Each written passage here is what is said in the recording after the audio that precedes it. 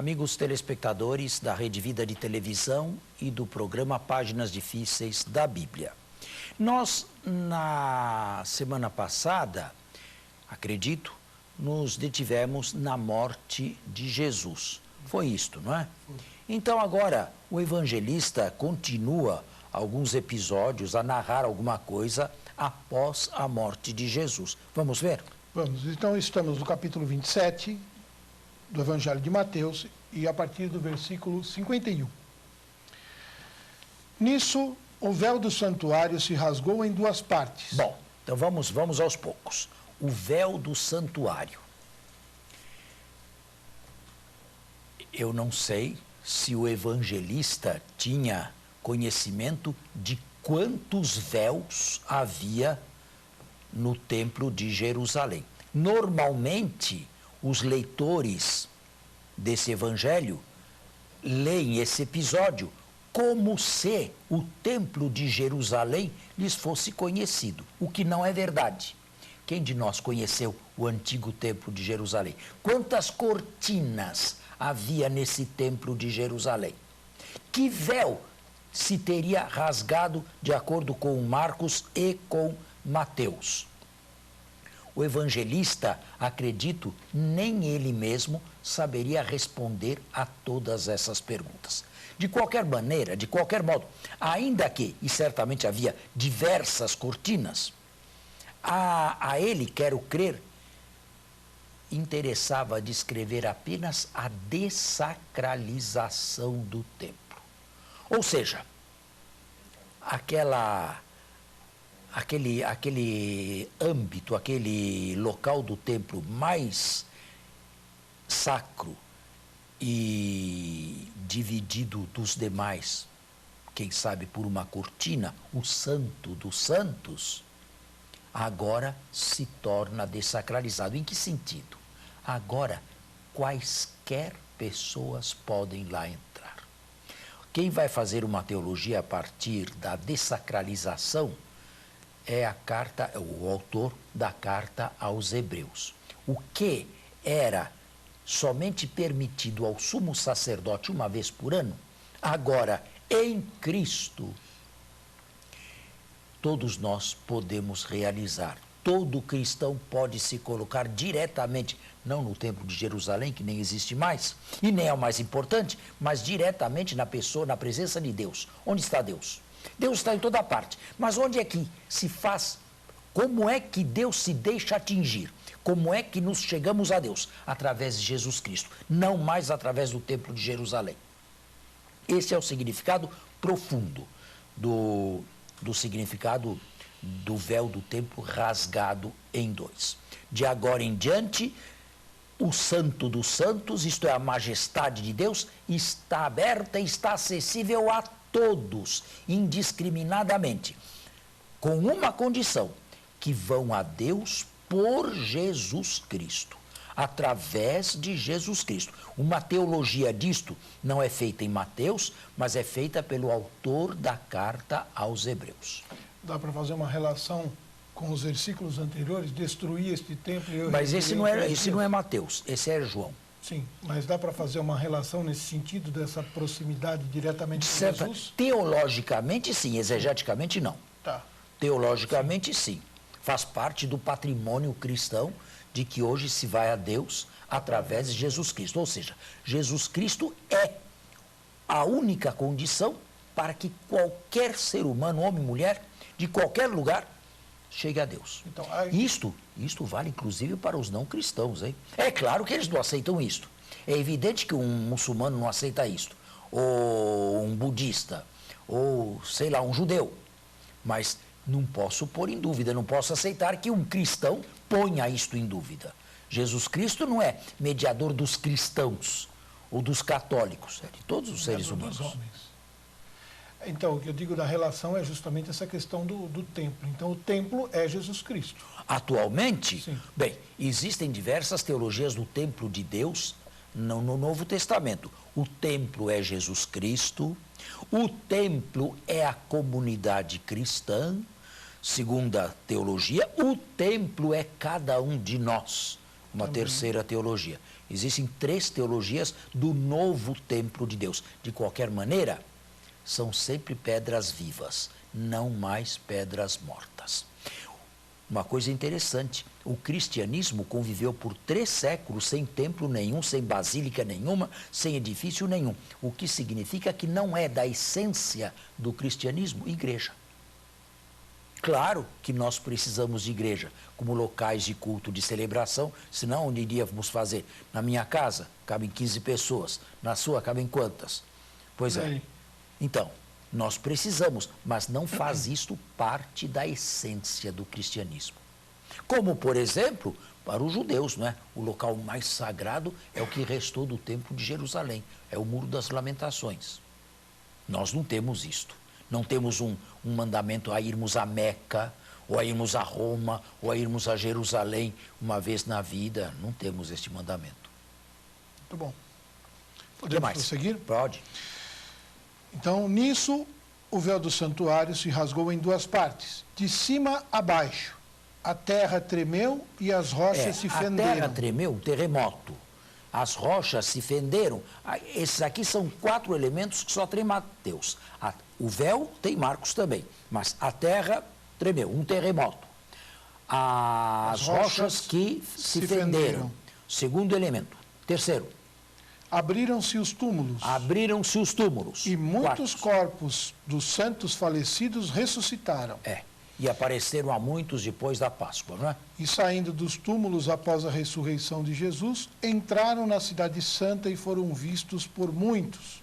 E é esta quaterna mateana, terremoto, rochas fendidas, sepulcros abertos e judeus mortos, ou israelitas mortos, que ressuscitam e aparecem, que eu gostaria de explicar. É claro, isto aqui é uma linguagem apocalíptica, não é para ser tomado ao pé da letra, de jeito nenhum. Mas que é uma linguagem apocalíptica? É uma linguagem altamente dramatizada, onde são buscados elementos que existem na natureza. Com que intuito, com que finalidade? Arrancar a morte de Jesus da sua banalidade, da sua cotidianidade, e os leitores entenderem que a partir daquela morte, teologicamente falando, a situação da humanidade agora é outra diante de Deus. Muitos morreram antes de Jesus e houve até quem morresse por causa nobre, como por exemplo Sócrates. Mas ninguém mudou as relações entre Deus e a humanidade, a não ser essa morte de Jesus. Claro que quem estava lá não percebeu nada além da morte de um condenado, mas teologicamente era imperioso arrancar essa morte da sua narração banal e cotidiana.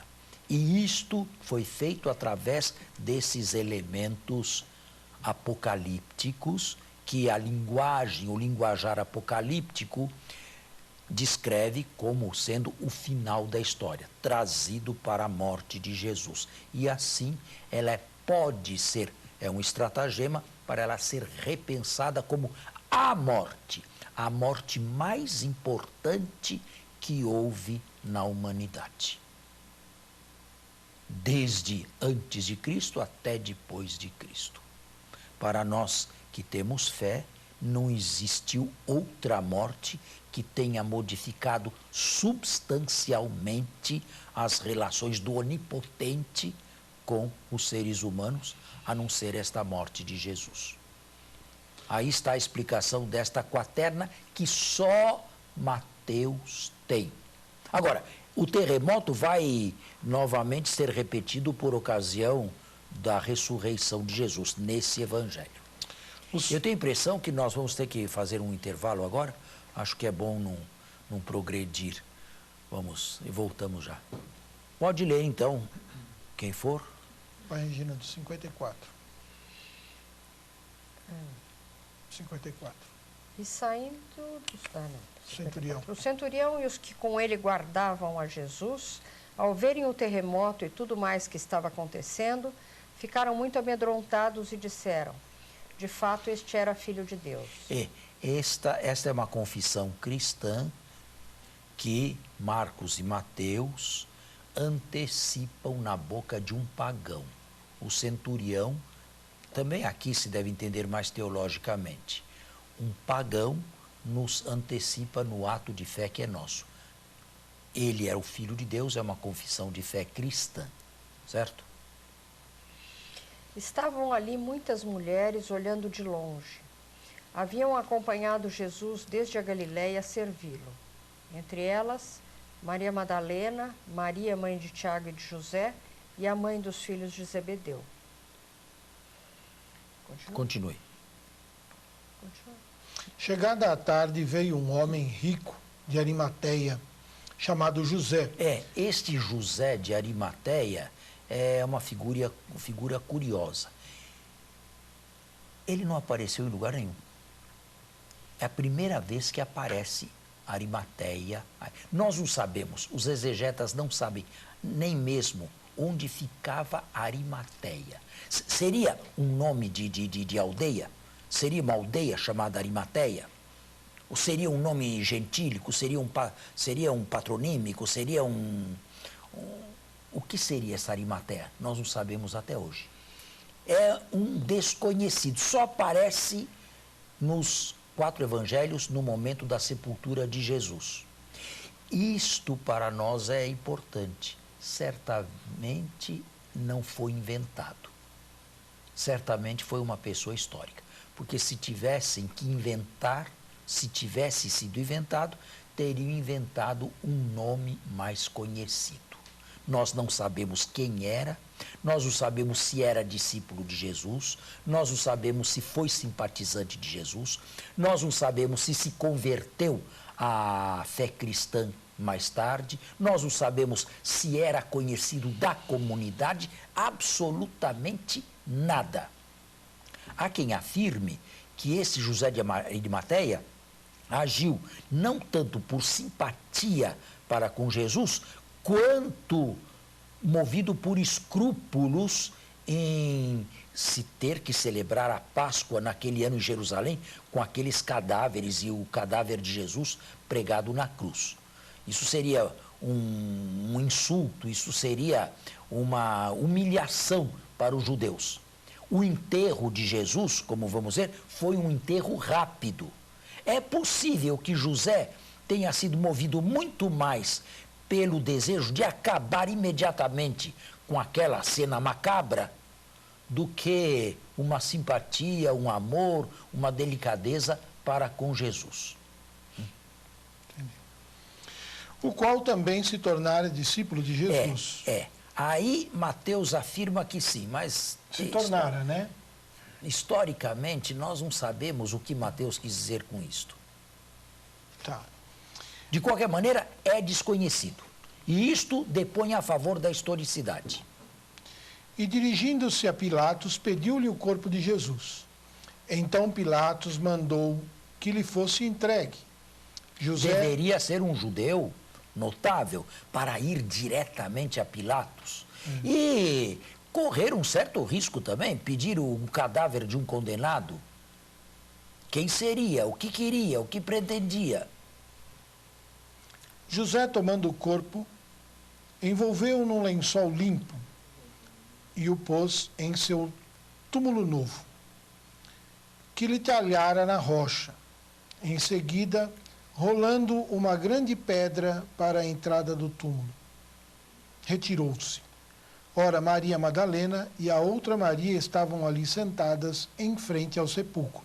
E aí termina em Mateus o relato da paixão com a sepultura de Jesus. Agora, contrariamente a Marcos e a Lucas, que encerram definitivamente aí, Mateus tem um episódio, e somente ele tem, do dia seguinte. É um conto popular. Podemos? Pode, mas é bom que se saiba, é um conto popular. 62.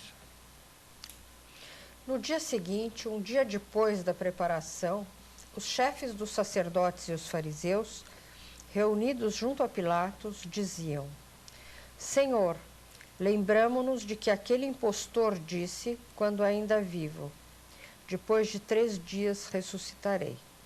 Ordena, pois, que o sepulcro seja guardado com segurança até o 3º dia, para que os discípulos não venham roubá-lo e depois digam ao povo: ele ressuscitou dos mortos. E a última impostura será pior do que a primeira.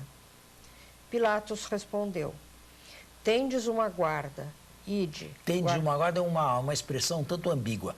Eu dou uma guarda, tendes a vosso favor uma guarda, ou arranjai-vos. As duas possibilidades são igualmente previsíveis. Ide, guardai o sepulcro como entendeis. E saindo, eles puseram em segurança o sepulcro, selando a pedra e montando guarda. Bem, claro, se nem os discípulos criam em ressurreição e abandonaram, fugiram, estes aí não iriam crer em ressurreição. Isto aqui é um conto popular, que também não é para ser tomado ao pé da letra, mas um conto popular que tem um epílogo no relato mateano da ressurreição. Tem um pequeno epílogo, esse conto popular. Ele todo está no texto para explicar o epílogo que Mateus vai falar já. Bem, mas agora entramos no último capítulo de Mateus, que é a ressurreição, não é? Mas a colocação deles aqui tem lógica também, né? Não, nenhuma. De forma ele nenhuma. Ele falava que ia ressuscitar. Não, mas ele não. Imagina se esses fariseus aí acreditariam que Jesus iria ressuscitar depois de 3 dias. Mas nem os discípulos não acreditaram nisso. Eles acreditavam que os discípulos iriam roubar. Não. Iriam roubar a troco do quê? Para fazer o quê? Fugiram amedrontados para roubar para depois inventar uma história de ressurreição? Com que finalidade isso? Nem eles acreditavam em ressurreição. Nem eles acreditavam. Ninguém acreditava em ressurreição. Quer dizer, acreditavam numa ressurreição final da humanidade, da história, no final dos tempos, mas não na ressurreição imediata ali de um cadáver pendurado da cruz. Isso ninguém, absolutamente ninguém. Agora, se não tivesse havido a ressurreição de Jesus, não teria havido o cristianismo. A ressurreição não é, e aqui eu preciso ser bem claro e lógico, a ressurreição não é um fato histórico. Por quê? Não foi comprovado. Por quê? Por que não é um fato histórico a ressurreição? Lá não tem o corpo. Nem pode ser, porque a ressurreição de Jesus não se deu mais neste mundo. E nós entendemos por história aquilo que se verifica neste mundo e pode ser controlado com o instrumental científico. Isto é história. Mas Jesus não ressuscitou neste mundo e Jesus não ressuscitou de volta para este mundo. E por isso mesmo a ressurreição de Jesus não é histórica. Se quiser, ela será meta-histórica. Ela é real, mas ela não é histórica. Histórica foi a ressurreição da filha de Jairo. A filha de Jairo, aliás, não foi nem ressurreição, foi um ressuscitamento. Aqui se volta a uma vida deste mundo controlável por todos e se deve morrer novamente, porque deste mundo só se sai pela morte. Lázaro e o filho da viúva de Naim, são as 3. Mas Jesus não ressuscitou para este mundo, não foi uma volta, não foi uma revivescência de um cadáver. E isto ajuda muito quem tem dificuldade a crer na ressurreição. Jesus não ressuscitou para trás, Jesus ressuscitou para frente. Jesus ressuscitou para a escatologia. Deus realizou um ato escatológico com Jesus. O colocou da cruz no ponto ômega da história, onde nenhum de nós chegou ainda. Isto é ressurreição, mas isto aqui não é mais controlado pela história. Isto aqui não pode mais ser verificado pela história. Isto aqui não tem como comprovar historicamente nada disto. Aqui só vale o testemunho apostólico e a fé pascal no testemunho apostólico, ou seja, em Deus que ressuscitou Jesus dentre os mortos, mas não um ato controlável pela história, não um ato empírico e por isso mesmo não um ato histórico. Real, meta-histórico, se quiser. Certo? Certo. Bem, então, isto aqui ajuda muito a entender a ressurreição sem cair em aspectos grossolanos, não é? Como é que um cadáver que passou pela putrefação, pela decomposição, como é que vai ressuscitar? E se você foi inteiramente queimado, como é que você vai ressuscitar? E se um animal te devorou, como é que, se você se transformou em carne do animal, como é que você vai ressuscitar? Bom, essas coisas todas devem desaparecer, entende? Porque não se trata de explicar a ressurreição dessa maneira. Seria um modo grossolano e modesto e baixo. Não é? A ressurreição é sempre algo escatológico, que não tem mais a ver com este mundo em que nós vivemos. Aí é o mundo de Deus. Paulo vai falar num corpo espiritual, o que é uma espécie de contradição. Se é espírito, como pode ser corpo? Se é corpo, como pode ser espiritual? Paulo chega aqui ao limite da linguagem. É que nós não temos um linguajar apropriado para exprimir o que olho não viu, ouvido não viu e não faz parte da história mais. Muito bem. Não é? Temos tempo ainda? Temos um tempinho. Após o sábado, ao raiar do primeiro dia da semana, Maria Madalena e a outra Maria vieram ver o sepulcro. Bom, eu gostaria de falar a respeito do Santo Sepulcro. Está lá até hoje. Quem quiser, vai a Jerusalém e visita o Santo Sepulcro. Eu estive lá diversas vezes, conduzo peregrinos. Agora, de todos os locais por onde Jesus passou, o único local absolutamente certo, do ponto de vista histórico, é a Basílica do Santo Sepulcro. Ali esteve o Calvário e ali esteve o sepulcro de Jesus. Quer dizer, não quero dizer que o atual monumento, a atual lápide seja aquela. Claro que não. Foi destruído isto não sei quantas vezes. Inclusive no início do segundo milênio por um califa louco, maluco. Agora, o local realmente foi ali. Historicamente, o Calvário e o Santo Sepulcro são os únicos locais históricos e que podem ter a exatidão da ciência histórica. O nosso programa está encerrado. Vamos terminar por aqui. Muito obrigado. Bom final de semana a todos e até a próxima sexta-feira, se Deus quiser. Bom final de semana, até a próxima sexta. E não se esqueçam que ele pode ser revisto sempre no site e no YouTube da Rede Vida de Televisão.